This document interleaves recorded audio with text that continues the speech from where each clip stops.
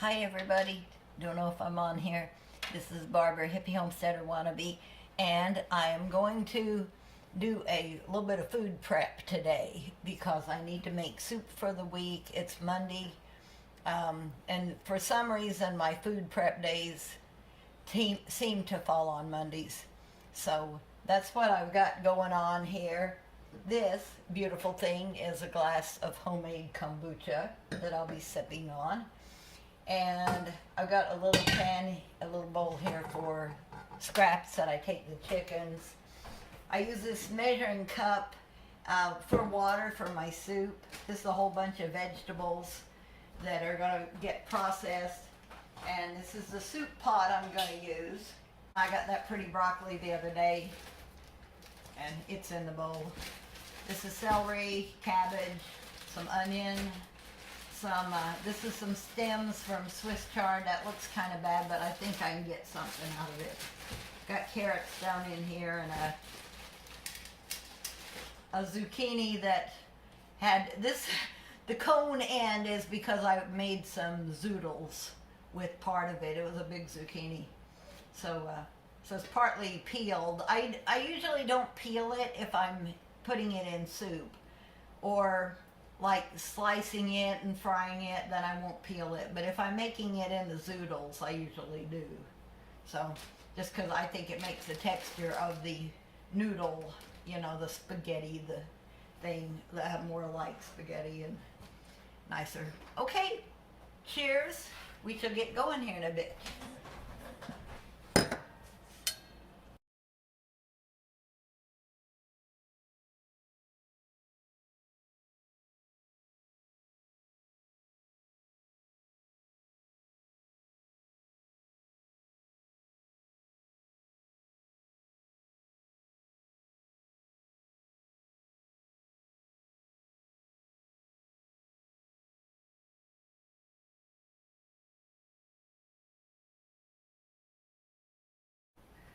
Okay, this is what I've got in here so far. We've got red onion, cabbage, celery, carrot, a little bit of chard stems, and some broccoli stems, some zucchini, okay, and garlic. And I'm going to get some more stuff out. First, I'm going to talk about some options that I sometimes put in my soup, but this time I'm not going to. One of them is that I have these getting very old packages of home processed deer meat, venison. And anyway, the last one of these I used, I felt like it had gotten too old, so I probably will throw the rest of these away. But my kids have shot more and processed more, so I may have new ones. But my daughter's fiance always packages them in small, really small packages, and I'll just put one of these in while I'm cooking it and just let it cook, and it will kind of fall apart, and it adds a lot of protein and flavor, and it's not very high fat. So there's that's an option I'm not going to use. If you want to go for kind of a minestrone type of thing, then you can use some regular macaroni. But the best way to do macaroni in a soup is to be cooking your soup and cook your macaroni separate. And I would do maybe a half a cup and do it separate and have it, you know, added at the very end. Another option is to have a can of beans. Now, if the can of beans is salted, which this one is, then I would drain it and rinse it. But if it's not salted, I'd just go ahead and put the liquid in. So anyway, those are some options I'm not going to use this time. I had one more option that I'm probably not going to use, and that's a grain. Now, the way I do whole grains is I cook them separately, and I measure them into half-cup serving sizes and put them in the freezer in these little Ziploc bags, and I rewash the bags and reuse them. So this is a half cup of cooked brown rice, and I might put it in later on, but I'm not going to do that yet.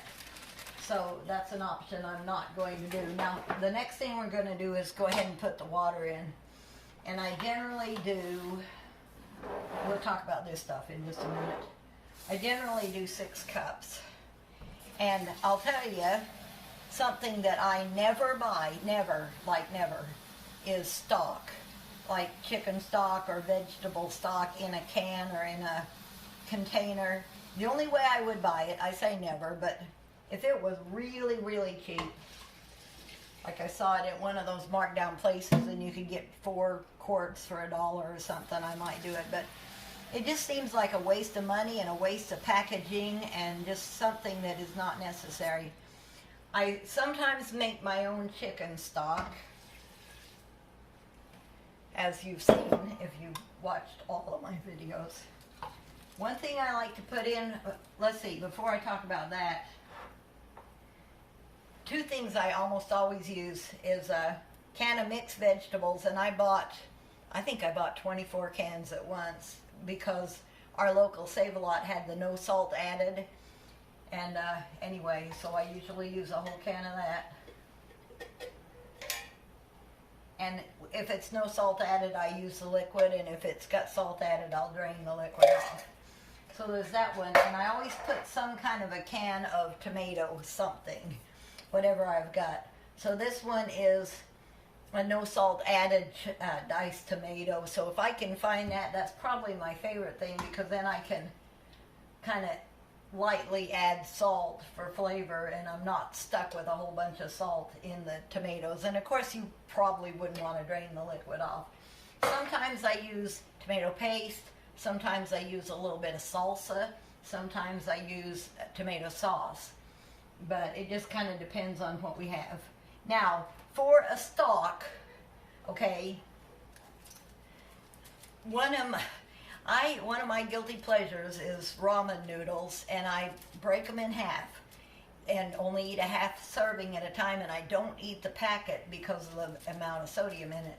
But I figure in a big old pot of soup like this, if this was the only salt in it, that would probably not be too much sodium. So there's that option for stock. There's also, I usually get these not beef bouillon cubes, or not chicken. This is Edwards and Son. I get them from Vita Cost, and no, it's not sponsored.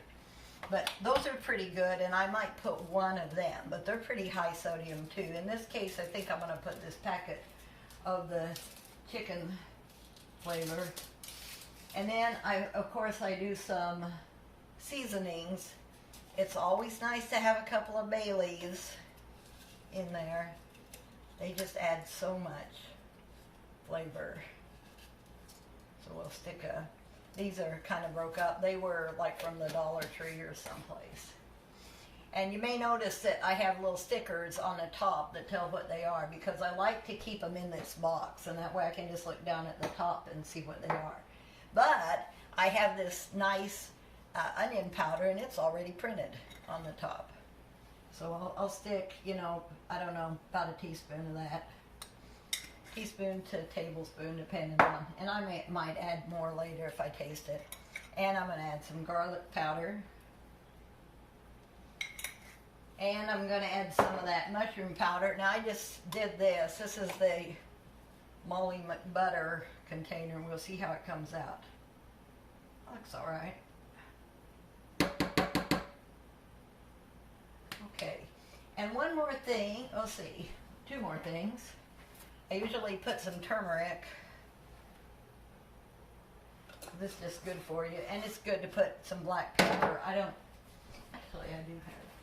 My black pepper, it does not come out of the shaker very good. So there's that, and we will put, what was the other thing? Oh, this time I'm gonna, sometimes I use a little bit of TVP. This will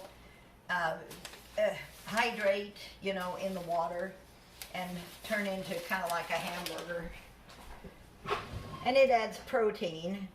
So, you know, I was gonna put a whole cup.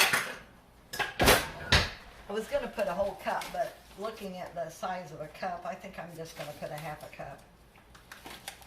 Because what I'm doing is I'm kind of mentally considering how many calories are going to be in this final thing. The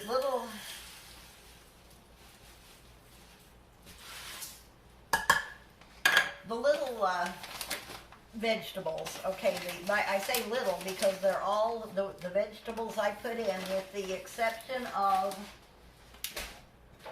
the lima beans and the corn and the peas in this, are all really low calorie. They're, you know, like if you did them by the half cup or by the cup, let's say you got like a cup of it raw chopped up, it's only going to be like 20 calories for carrot, celery, cabbage, green pepper if you happen to have it, which right now I do have. That's one more thing I sometimes add. By the way, I was going to show you that this is just an empty box, but you can get the low sodium on these vegetarian soup stock things, but it's not very good. But anyway, so I've got some more chard stems, but I don't think I'm going to use them right now. Aren't they a cool color? And then this is all I've got in the way of bell pepper chopped up.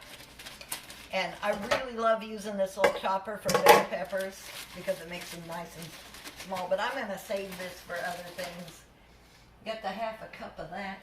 One more thing I sometimes put, did I talk about rice or grains? I think I did.